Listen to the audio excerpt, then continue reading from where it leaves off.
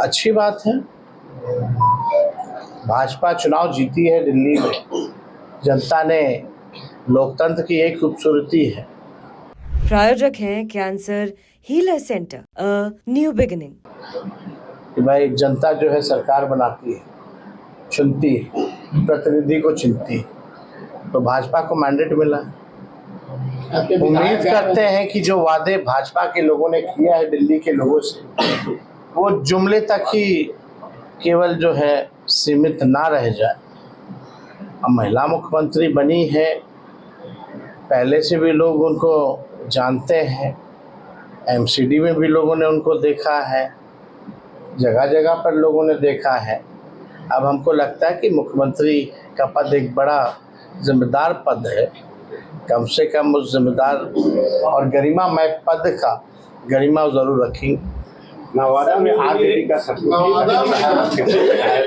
नवादा की 2 व्यक्ति की मौत हुई थी, क्या उस परिवार से क्या जाएंगे? नवादा की 2 व्यक्ति का जो है रेलवे स्टेशन भगदड़ में दिल्ली में मौत हुआ था, उस परिवार से ना तो देखिए, लगातार जो है बिहार के लोगों की सबसे ज्यादा मृत्यु घाट से लेकर के रेलवे स्टेशन तक, प्लेटफॉर्म तक, कोई भी आप देखिएगा जिम्मेदारी या जवाबदेही किसी पर तय नहीं हुई कि आखिर इस भगदड़ का जिम्मेवार कौन है। किसी पे तय होना चाहिए ना। बाकायदा से रेल मंत्री को तो इस्तीफा देना चाहिए।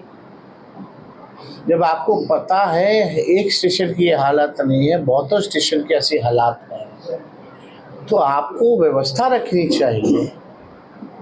वो व्यवस्था में ये लोग फेल हो चुके हैं। कुव्यवस्था, लोगों को छोड़ दिया गया है, जिसको जैसे मन है वैसे पकड़ रहा है। कोई प्रशासन नाम की चीज चाहे स्टेशन पे या घाट पे नहीं दिख रही। घाट पे केवल वीआईपी घाट अगर छोड़ दीजिए तो उसके अलावा कहीं इंतजाम नहीं है। तो जो श्रद्धालु जो हैं, श्रद्धालुओं की लगातार जो है मौतें हो रही हैं, तो कम से कम सजा तो किसी को मिलना चाहिए ताकि ये लापरवाही जो है आगे ना हो। लेकिन इस सरकार से कोई उम्मीद भी नहीं है। जो गलती करता उसको ये लोग प्रमोशन देते हैं। वही हाल बिहार सरकार का भी, जो पेपर लीक कराता है उसको प्रमोशन मिलता है, जो कोचिंग माफिया वाला है उसको इज्जत मिलती है।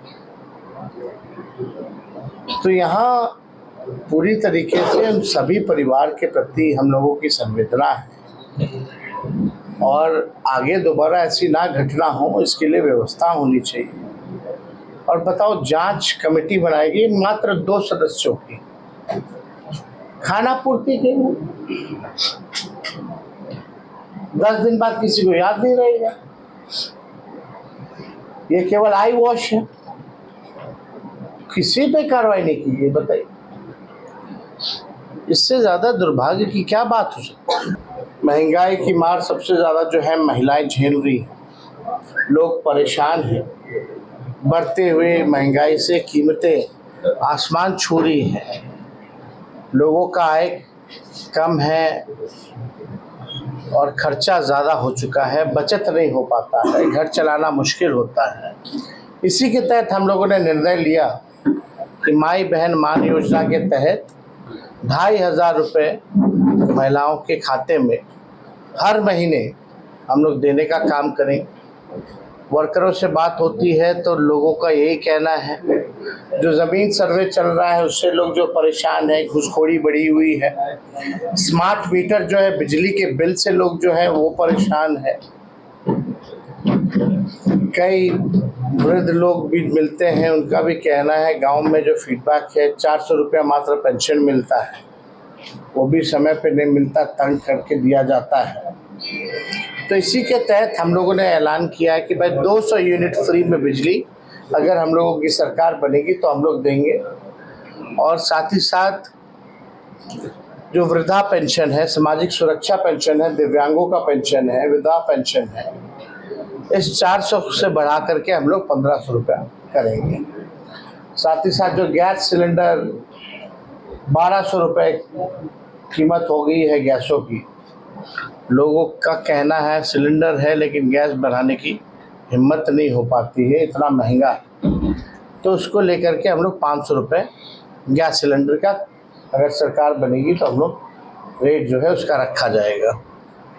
और एक बार पूरा बिहार घूमेंगे, उसके बाद हम लोगों का क्या विजन है 2025 को लेकर के, कि बिहार को आगे हम लोग कैसे ले जाए, क्या रोड मैप होगा, क्या ब्लूप्रिंट होगा, वो बिहार की जनता के सामने हम लोग रखने का काम करें। अब तो अंतिम चरण में हम लोगों का ये कार्यक्रम चल रहा है। आज नवादा है, कल पटना, उसके बाद पूरा बिहार का जितना ज़िला है वो कंप्लीट हो जाएगा।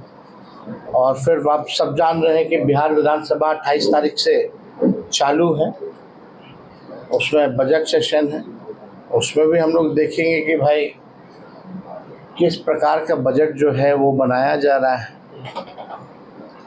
तो आप देखिएगा नीति आयोग का रिपोर्ट, तो बिहार गरीबी में अव्वल है, पलायन में अव्वल है, बेरोजगारी में अव्वल है, साक्षरता जो दर है उसमें सबसे पीछे है।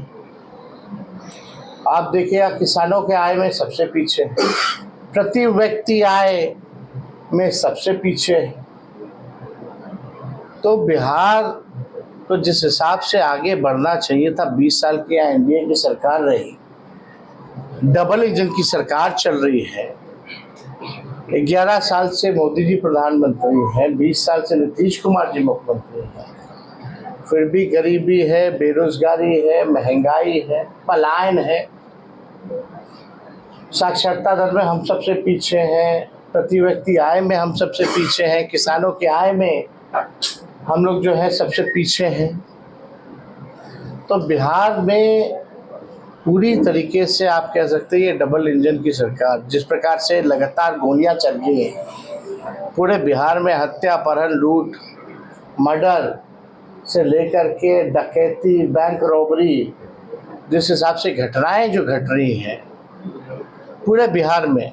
कल भी हमने बुलेटिन जारी किया था, केवल जनवरी माह का कुछ चुनिंदा घटनाएं 137 का हमने लिस्ट जारी किया था। समझ सकते हैं कि अपराधियों का जो है बिहार में बोलबाला है। लॉ एंड ऑर्डर का क्रिमिनल डिसऑर्डर जो है बिहार में हो चुका है। तो हम सब लोग हर एक मुद्दे को, बिहार की जनता के मुद्दे को हम लोग उठाने का काम कर रहे हैं। लेकिन माननीय मुख्यमंत्री जी यात्रा पे हैं, नाम है यात्रा का प्रगति, लेकिन असल में वो दुर्गति यात्रा है।